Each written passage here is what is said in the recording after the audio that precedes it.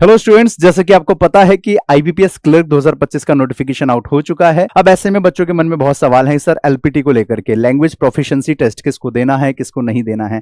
चलिए ध्यान से सुनिए। देखिए, लैंग्वेज प्रोफिशिएंसी टेस्ट के लिए पहला पॉइंट इंपॉर्टेंट कि आप किसी भी स्टेट या यूटी से फॉर्म भर रहे हो तो वहां की लोकल लैंग्वेज आपको आनी चाहिए, जिसमें कि आपका रीडिंग, राइटिंग, स्पीकिंग और अंडरस्टैंडिंग आता है। ये चारों चीज आपकी अच्छी होनी चाहिए। अब सर, कौन से स्टेट की लोकल लैंग्वेज क्या है सर, हमको कैसे पता चलेगा? तो प्यारे बच्चों, आप इस नोटिफिकेशन के पेज नंबर 51 पे जाएंगे। कितने पे? पेज नंबर 51 पे। मैं खोल के दिखा देता हूं, ये रहा आपके सामने। उसकी लैंग्वेज लिखी हुई है, लोकल लैंग्वेज कौन सी कंसीडर की जा रही है वो लिखी हुई है। अब ये पीडीएफ कहां से मिलेगी? ये पीडीएफ हम आपको टेलीग्राम के माध्यम से भी दे देंगे, नीचे डिस्क्रिप्शन बॉक्स में भी डलवा देंगे, और साथ ही साथ में आप चाहें तो आईबीपीएस के ऑफिशियल वेबसाइट से भी डाउनलोड कर सकते हो। तो पेज नंबर 51 से ले लेना। अच्छा, इसके बाद बात करते हैं यहां पे, सर किसको ये एग्जाम नहीं देना है, किसको ये टेस्ट नहीं देना है। तो अगर आपके पास 10th के सर्टिफिकेट में या 10th के डॉक्यूमेंट्स पे या 12th के मार्कशीट्स पे अगर आपका ये लैंग्वेज मेंशन है, यानी कि आपने ये लैंग्वेज 10th या 12th में पढ़ी हुई है, तो आपको इस टेस्ट को देने की कोई जरूरत नहीं है।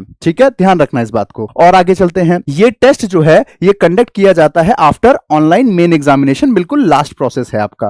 राइट, चौथा पॉइंट यहां पे है, the test for knowledge of specified opted local language will be conducted as a part of selection process. ये सिलेक्शन प्रोसेस का ही एक पार्ट होता है। ठीक है, और लास्ट पॉइंट है कि candidates who fail to qualify this test will not be offered appointment and will be disqualified. यानी कि अगर कोई बच्चा इस टेस्ट में फेल होता है तो वो फेल ही माना जाएगा। यानी आपने प्री क्लियर कर लिया, आपने मेन क्लियर कर लिया, और उसके बाद अगर आप एलपीटी में रह जाते हो तो फेल ही माने जाओगे, आपको अपॉइंटमेंट लेटर नहीं मिलेगा। तो इसका खास ध्यान रखेंगे आप लोग। फिर जब आप फॉर्म भरने जा रहे हैं तो उस समय आपको ध्यान रखना चाहिए कि आप उसी स्टेट या उसी यूटी से फॉर्म भरें जहां की लोकल लैंग्वेज आपको अच्छे से आती हो।